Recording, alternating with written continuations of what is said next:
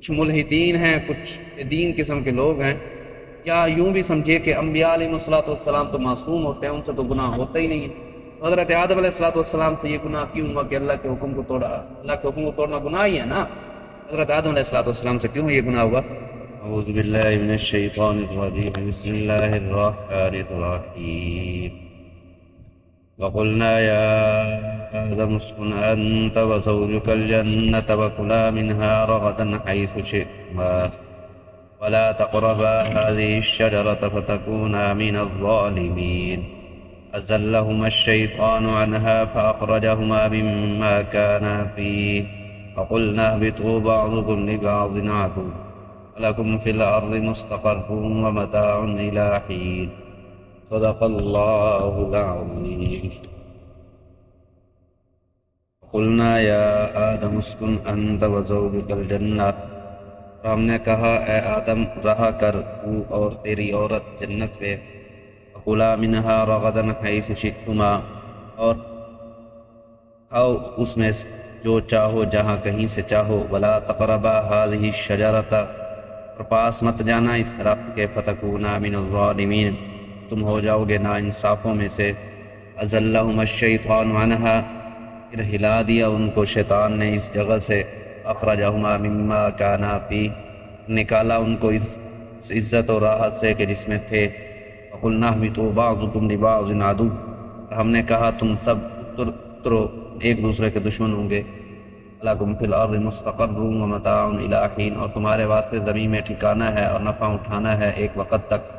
قلنا یا آدم اسکن انت وزوجک الجنہ، بات چل رہی تھی کہ اللہ تبارک و تعالیٰ نے حضرت آدم علیہ السلام کو پیدا کیا، آدم علیہ السلام کی فضیلت کو ظاہر کرنے کے لیے، آدم علیہ السلام کے افضل ہونے کو رشتوں پر ظاہر کرنے کے لیے اللہ تبارک و تعالیٰ نے حضرت آدم علیہ السلام کو کچھ علم عطا کیا۔ فرشتوں کو کہا کہ بتاؤ میں اس چیز کا پتہ ہے، تو فرشتوں نے ہمیں علمی کا اعتراف کیا، تو اللہ تبارک و تعالیٰ نے حضرت آدم علیہ السلام کے بارے میں حکم دیا کہ ان کو سجدہ کرو۔ سب کے سب فرشتوں نے سجدہ کیا سوائے ابلیس کے۔ ابلیس نے انکار کر دیا، کہنے لگا کہ خلقتنی من نار وخلقتہ من طین، تو نے مجھے آگ سے پیدا کیا ہے، اس سے مٹی سے پیدا کیا ہے، آگ اور مٹی کا کیا جوڑ ہے، میں اس کو سجدہ نہیں کرتا، میں تو اس سے افضل ہوں۔ اللہ تبارک و تعالیٰ نے فرمایا کہ فخرج انک رجیم، تو نکل جا، میں میرے حکم کی نافرمانی کی ہے، تو شیطان ہے، مردود ہے۔ علماء فرماتے ہیں کہ شیطان نے اللہ تبارک و تعالیٰ کے حکم کا انکار کیا، شیطان نے اللہ کے حکم کا انکار کیا، اللہ کے حکم کے آگے اس نے اپنے آپ کو بڑا سمجھا، اللہ کے حکم کو اپنے سے کم سمجھا، اللہ کے حکم کو چھوٹا سمجھا، اپنے آپ کو بڑا سمجھا۔ یہاں ایک حکایت بیان کی جاتی ہے کہ سلطان محمود غزنوی رحمۃ اللہ علیہ بادشاہ گزرے ہیں، بہت بڑے اللہ کے ولی تھے۔ ان کے دربار میں ایک نو عمر لڑکا تھا، بچہ سا تھا، تو سلطان محمود غزنوی رحمۃ اللہ علیہ تو ان کو اپنے قریب بٹھاتے، اپنے پاس بٹھاتے تھے۔ دوسرے وزیر مشیر جو تھے نا، وہ اس سے حسد کرتے تھے کہ ہم اتنے بڑے ہیں، اتنے عرصے سے دربار میں رہ رہے ہیں، ہمیں تو بادشاہ کوئی توجہ ہی نہیں کرتا، اور اس نو عمر لڑکے کی طرف انتہائی توجہ کی جاتی ہے۔ تو ایسا ہوا کہ فتوحات ہوئیں اور ان میں ہیرے جواہرات آئے۔ خان نے ایک ہیرے کو اپنے ہاتھ میں لیا اور سب درباریوں کو کہا کہ اس ہیرے کو توڑو، اس ہیرے کو توڑو۔ سب نے انکار کر دیا کہ بادشاہ سلامت، یہ بڑا قیمتی ہیرا ہے، ہم تو اس کو نہیں توڑتے۔ لیکن جب اس بچے کے پاس گیا نا، تو اس بچے نے جو ہے اس ہیرے کو فوراً توڑ دیا۔ سلطان محمود غزنوی رحمۃ اللہ علیہ نے فرمایا کہ بیٹے، آپ کو اندازہ نہیں تھا کہ یہ ہیرا کتنا قیمتی ہے، آپ نے کیوں اس ہیرے کو توڑا ہے؟ اس نے کہا بادشاہ سلامت، یہ ہیرا میرے بادشاہ کے حکم سے زیادہ قیمتی نہیں، ہیرا میرے بادشاہ کے حکم سے زیادہ قیمتی نہیں تھا، ہیرا اگرچہ قیمتی تھا لیکن آپ کا حکم اس سے بھی زیادہ قیمتی تھا۔ حضرات فرماتے ہیں کہ کاش یہی شیطان اسی بات کو سمجھ لیتا کہ ٹھیک ہے جو کچھ بھی ہے حقیقت ہے، آگ جو ہے میں آگ سے ہوں، میں افضل ہوں، حالانکہ حقیقت میں دیکھا جائے تو آگ افضل نہیں ہے، مٹی افضل ہے۔ مٹی نے عاجزی اختیار کی تو یہ محلوں تک جا پہنچی، محلوں تک جا پہنچی، محل کے اوپر بھی مٹی ہوتی ہی نہیں ہاں۔ اور آگ نے تکبر کیا تو یہ جتنا بلند ہوتی ہے اتنا اس کو دبایا جاتا ہے۔ جیسے جہاں کہیں آگ بھڑک اٹھے تو کیا خیال ہے، اس کو بھڑکنے دیا جاتا ہے، اس کو اٹھنے دیا جاتا ہے، یا اس پر پانی ڈال کر مٹی ڈال کر جو ہے اس کو نیچے گرایا جاتا ہے۔ مقصد یہ ہے کہ آگ جو ہے، آگ کی زیادہ فضیلت نہیں ہے، فضیلت مٹی کی ہی ہے۔ تو شیطان اگر یہی سمجھ لیتا کہ میں اس درجے کا ہوں، میرے رب کا حکم جو ہے وہ انتہائی قیمتی ہے، اپنے رب کے حکم کو قیمتی سمجھو اور حضرت آدم علیہ السلام کے سامنے سجدہ کروں، لیکن اس نے جو ہے تکبر کیا، وَكَانَ مِنَ الْكَافِرِينَ، کافروں میں سے ہو گئی۔ وجہ کیا بنی؟ وجہ بنی تکبر، وجہ تکبر بنی، تکبر آزاد۔ شیخ سعدی رحمۃ اللہ علیہ فرماتے ہیں تکبر عزازیل راخار کرد، زندان لعنت گرفتار کر۔ تکبر جو ہے یہ بہت نحوست والی چیز ہے، بہت بری چیز ہے، یہ ایسی بری چیز ہے، یہ اتنی بری چیز ہے ہمیشہ کے لیے لعنت کا سبب بنتی ہے۔ شیطان نے یہی تکبر ہی تو کیا تھا، ہمیشہ کے لیے وہ لعنت کا سبب بنا، ہمیشہ کے لیے وہ پھٹکار کا سبب بنا، ہمیشہ کے لیے اللہ تبارک و تعالیٰ کی دربار سے راندہ درگاہ ہوا، بزندان لعنت گرفتار کرد۔ اسی تکبر نے شیطان کو ذلیل و خوار کیا، لعنت کے قید خانے میں گرفتار کیا۔ اس وجہ سے ہمیں چاہیے کہ ہم تکبر سے بچیں، اپنے آپ میں عاجزی پیدا کی جائے، تکبر سے بچا جائے۔ جو شخص عاجزی اختیار کرے گا اللہ تبارک و تعالیٰ اس کو بلند کرے گا۔ حدیث پاک میں آتا ہے، حدیث قدسی ہے کہ تکبر میری الکبر ردائی، تکبر میری چادر ہے، اور جو میری چادر کو پھاڑنے کی کوشش کرے گا میں اسے تباہ و برباد کروں۔ تو اس وجہ سے تکبر انسان کو سجدہ ہی نہیں ہے، تکبر انسان کو سجدہ ہی نہیں ہے، تکبر انسان کے لیے ہے ہی نہیں، انسان کے لیے تو عاجزی ہے۔ بندہ کسے کہتے ہیں؟ بندہ کہتے ہیں غلام کو، اور غلام کیا ہے؟ غلام میں عاجزی ہوتی ہے، غلام اکڑ سکتا ہے؟ نہیں اکڑ سکتا۔ غلام تو حکم کا فرما بردار ہوتا ہے کہ جو اسے حکم کیا جائے گا وہ اسی حکم پر عمل کرے گا۔ غلام میں تو عاجزی ہوتی ہے، غلام میں تو تکبر ہوتا ہی نہیں۔ اس وجہ سے انسان کو چاہیے ہر معاملے میں عاجزی اختیار کرے، بھلے حق پر ہے لیکن عاجزی اختیار کرے، تکبر نہ کرے، تکبر سے بچے۔ بہرحال شیطان نے تکبر کیا، راندہ درگاہ ہوا۔ جب شیطان مردود ہو گیا، شیطان جنت سے باہر نکل گیا، اللہ تبارک و تعالیٰ نے شیطان پر پھٹکار کر دی۔ اللہ تبارک و تعالیٰ نے حضرت آدم علیہ السلام کو فرمایا اسی جنت میں رہو۔ حضرت آدم علیہ السلام کو شروع میں پیدا کیا، جنت میں اکیلے رہتے تھے، اداس رہتے تھے۔ اللہ تبارک و تعالیٰ نے ان کے سکون کے لیے، ان کی تسکین کے لیے حضرت حوا علیہ السلام، اماں حوا کو پیدا کیا۔ حضرت اماں حوا علیہ السلام حضرت آدم علیہ السلام کی بائیں بستی سے پیدا ہو۔ اب یہ جوڑا ہو گیا، جنت میں رہنے لگا۔ اللہ تبارک تعالیٰ نے فرمایا اسکن انت وزوجک الجنہ، ہوں اور تیری عورت جنت میں رہا کر۔ اب جنت میں زندگی گزر رہی تھی، اللہ تعالیٰ نے فرمایا وَكُلَا مِنْهَا رَغَدًا حَيْثُ شِئْتُمَا، اس جنت میں سارا کچھ تمہارے لیے، جنت میں سارا کچھ تمہارے لیے ہے، جہاں چاہو، جیسے چاہو، جو کھاؤ پیو، تمہیں کوئی روک ٹوک نہیں ہے سوائے اس درخت کے، وَلَا تَقْرَبَا هَٰذِهِ الشَّجَرَةَ، اس درخت کے، اس درخت کے قریب نہ جانا۔ اس درخت سے مراد کون سا درخت؟ حضرات فرماتے ہیں انگور کا اور کھجور کا درخت تھا، حضرات فرماتے ہیں بادام کا، املوک کا درخت تھا، اور بعض حضرات فرماتے ہیں کہ گندم کا درخت، حضرات فرماتے ہیں گندم۔ بہرحال بہتر یہی ہے کہ وہ گندم کا ہی درخت تھا۔ یہاں سوال پیدا ہوتا ہے کہ گندم کا تو درخت ہوتا ہی نہیں ہے، گندم کا تو پودا ہوتا، درخت ہوتا ہی نہیں ہے۔ اس کا حضرات جواب دیتے ہیں کہ یہاں اور وہاں میں کافی فرق ہے، یہاں اور وہاں میں کافی فرق ہے۔ یہ دنیا ہے، وہاں وہ جنت ہے۔ دنیا میں جو پودے ہوں گے، جنت میں وہ درخت ہوں گے۔ سمجھنا کہ تو گندم کا ہی درخت تھا۔ اللہ تبارک تعالیٰ نے فرمایا کہ اس درخت کے قریب نہ جانا، اگر اس درخت کے قریب جاؤ گے فَتَكُونَ مِنَ الظَّالِمِينَ، تو ناانصافوں میں سے ہو جاؤ۔ اب حضرت آدم علیہ السلام اور حضرت اماں علیہ السلام جنت میں رہ رہے ہیں، زندگی گزر رہی ہے، مزے سے رہ رہے ہیں، عیش و عشرت سے رہ رہے ہیں، کسی قسم کی ٹینشن نہیں ہے، کسی قسم کی پریشانی نہیں ہے۔ اب وہ جو شروع میں دشمن تھا، جس نے دل میں کھوٹ رکھ لیا تھا نا، جس نے کہا تھا میں جس کی وجہ سے تو مجھے نکال رہا ہے، میں اس کا پیچھا نہیں چھوڑوں گا، ان کو ہمیشہ کے لیے گمراہ کرتا رہوں گا، اب جو ہے وہ بھی طاق میں تھا، میں کسی نہ کسی طرح آدم علیہ السلام کو بہلاؤں پھسلاؤں۔ اب اس نے کیا کیا؟ اب اس نے فَأَزَلَّهُمَا الشَّيْطَانُ، اس نے پھر ہلا دیا ان کو شیطان نے. شیطان آیا ان کے پاس ایک بزرگ کی شکل میں حضرت آدم علیہ السلام کے پاس، اور انہوں نے کہا کہ آپ کو پتہ ہے اللہ تعالیٰ نے آپ کو اس درخت سے منع کیوں کیا؟ اللہ تعالیٰ نے کیوں فرمایا کہ اس درخت کو نہ کھانا؟ اس وجہ سے یہ درخت جو ہے نا، یہ درخت امر درخت ہے.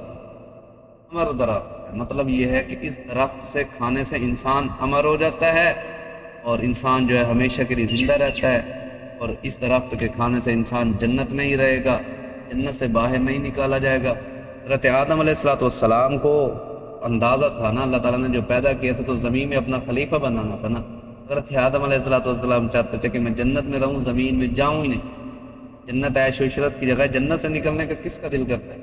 اور پھر آگے شیطان مردود آ گیا، اور پھر اس نے کیا کیا؟ ملمہ سازی کی، لیپا پوتی کی، اور کیا کیا اس نے قسمیں بھی اٹھا دی.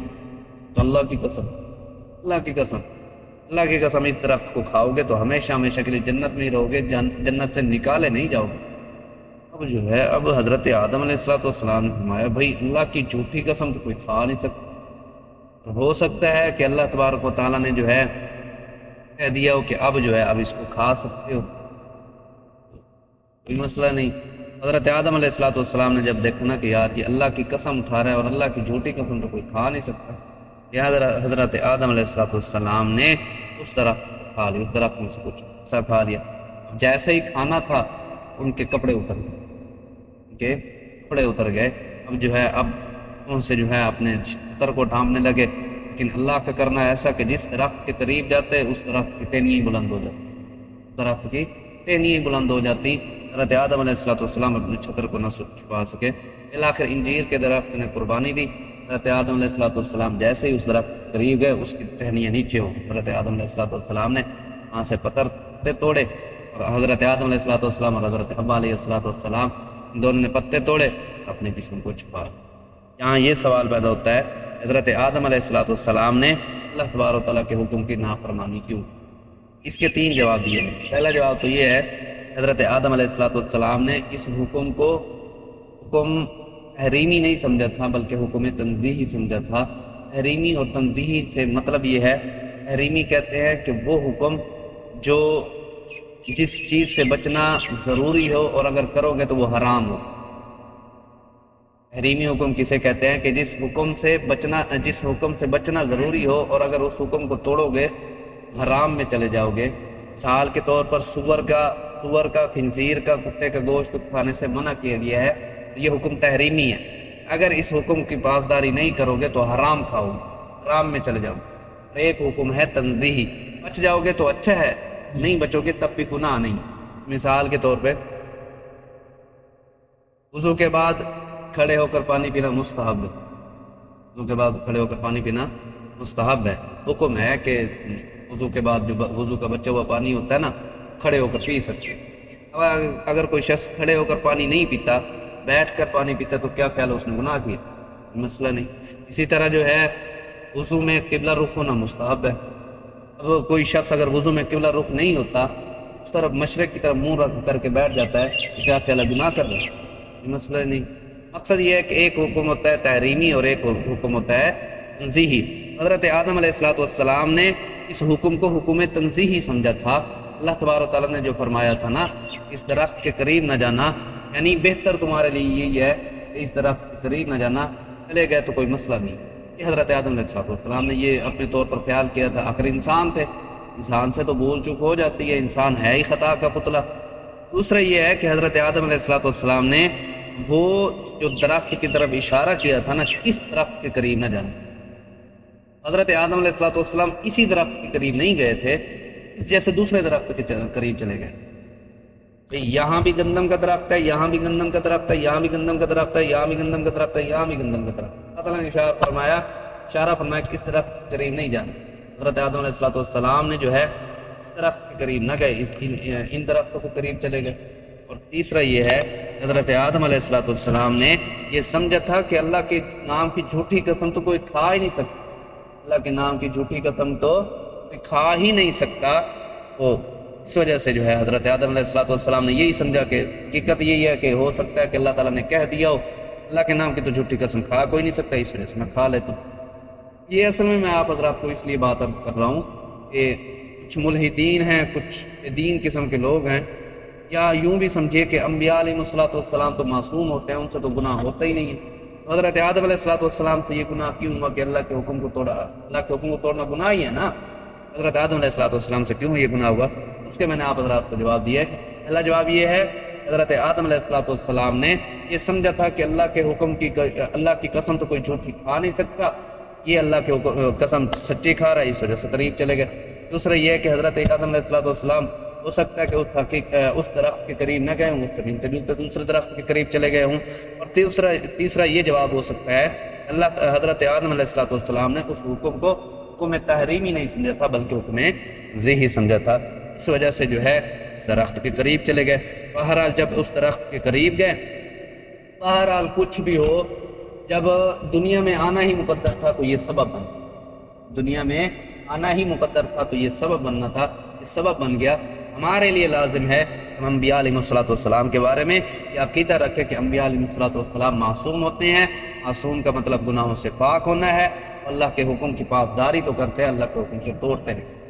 بہرحال پھر کیا ہوا؟ فَأَزَلَّهُمَ الشَّيْطَانُ، پھر ہلا دیا ان کو شیطان نے، انہا اس جگہ سے، فَأَخْرَجَهُمَا مِمَّا كَانَا فِيهِ، پھر نکالا ان کو عزت اور راحت سے کہ جس میں۔ اب ایک سزا تو یہ ملی کہ کپڑے اتر گئے، دوسرا اللہ تبارک و تعالیٰ نے ان کو دنیا میں بھیج دیا۔